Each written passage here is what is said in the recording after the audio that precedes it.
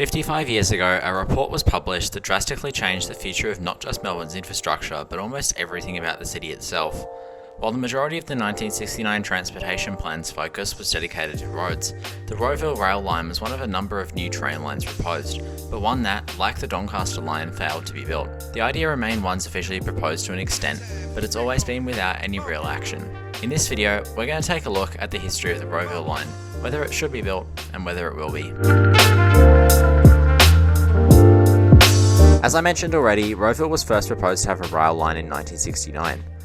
The Transport Plan in 1969 recommended construction of a line between Huntingdale and Ferntree Gully, via Mulgrave and Rowville. This plan never had much detail, however, we can see roughly where the line would have ran based upon some maps that were produced. This map, from the 1970s and cited in the 2010's Rowville Rail Report, is essentially the only map I was able to find, and it seems relatively accurate to other more general maps, hence, the description of the line is based upon this map. It would have diverged just south of Huntingdale Station, where it would have joined North Road. It would have then continued before arriving at its first station, Monash, roughly near the junction between Wellington Road and Scenic Boulevard, and near the site of today's Monash University bus station. This station would have served the university in particular. The line would then continue to Springvale North Station at Springvale Road, before then diverging south and back north again to head to Mulgrave Station near Waverley Park and the intersection of Wellington and Gels Road. The line would have then roughly continued some 800 metres to 1 kilometre north of Wellington Road. On the aforementioned map, one of very few available for this plan, you can see the line running south of what is now Avalon Road, before arriving at Rowville Station, situated near the intersection of Taylor's Lane and Norris Road. The station at Knox would have then been just north of Napoleon Road, near the intersection with Kellett's Road. There would have then been a station at Listerfield Road, before the line would have gone roughly south of Acacia Road, then linking in to Ferntree Gully Station. This proposal roughly aligns with the less detailed plans from the 1969 Transportation Plan, with the exception of Listerfield Road Station and the S-bend at Mulgrave Station. The 1969 Transportation Plan also recognised the need for additional infrastructure between the city and Huntingdale if this line were to be built. Hence, it included construction of a third track between Caulfield and Huntingdale. A third track was also proposed for the full length between the city and Ringwood at the other end of this line. It would not appear that the proposal for this line ever got very far, however.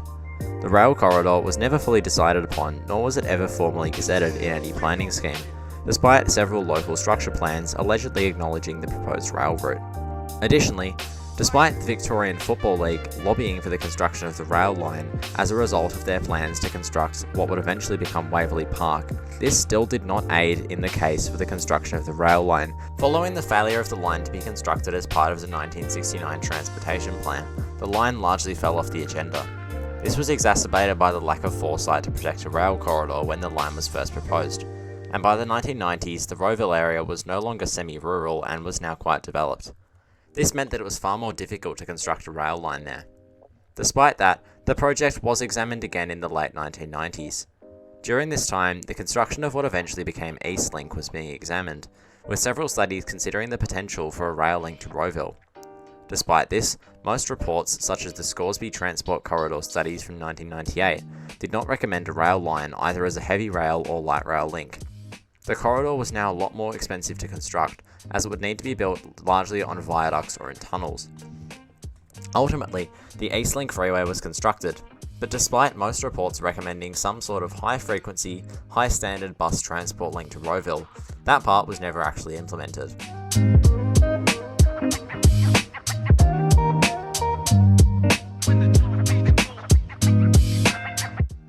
In 2004, the City of Knox conducted a study into a rail line to Rowville, which determined that a heavy rail line to Rowville, largely on a viaduct along Wellington Road, could be constructed for around $413 million.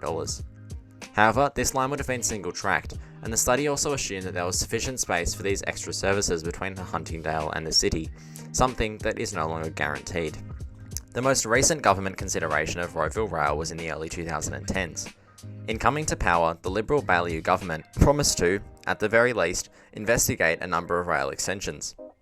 A report released in the early 2010s investigated the possibility of building a rail line, beginning at new underground platforms at Huntingdale Station, before running along North Wellington Road to Rowville.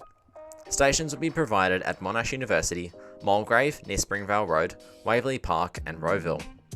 There were several different options for Rowville Station's location, but the preferred option was to link the line to Stud Park Shopping Centre.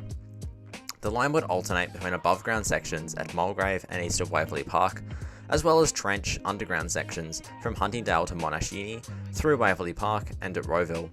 Construction of the line would take 4 years, and it would serve around 17,000 passengers per station, making it one of the busiest routes on the network. This would include 23,000 passengers per day at Monash University, the busiest station, 17,000 at Mulgrave and Rowville, and around 10,000 at Waverley Park. The ridership would come from a combination of passengers switching from the nearby Dandenong, Glen Waverley and Belgrave lines, especially from Huntingdale and Clayton stations, as well as from car and bus users, with some 15,000 fewer car trips projected as a result of the line per day. Given these are 10-year-old statistics, and the report claimed itself that the estimation likely underestimated the number of people switching from cars to trains, these figures could be quite different now. The report did not provide a cost estimate and noted that the rail line's construction would require upgrades to the capacity of the line from Huntingdale to the city. Ultimately, the government of the day did not progress with the rail line, and the current government has not made any steps towards it either.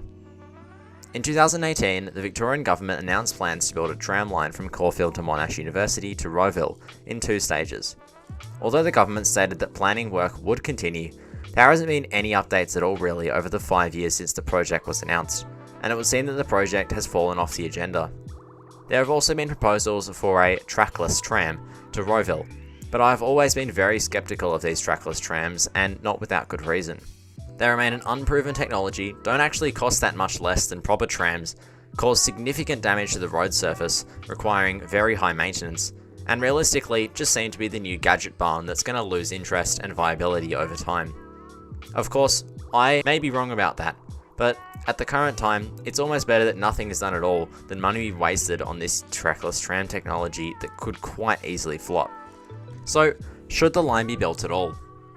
Although there is significant demand for the corridor from Huntingdale to Rowville, especially at Monash University, the construction of the suburban rail loop will alleviate much of the demand to Monash University, and of course, with Monash University being projected to be the busiest station on the Rowville rail corridor, this significantly weakens the case for the line. Not to mention that many passengers on this line would simply be switching over from other public transport modes, and although that could alleviate some pressure on other lines, this in of itself does not justify the construction of a new rail line. There are also other priority projects that realistically should be built ahead of expanding a rail line to Rowville. This would include construction of lines like Melbourne Metro 2, electrifying rail lines to Melton and Wyndham Vale in Melbourne's west, expanding the Upfield line to run through to Wallen, etc, etc.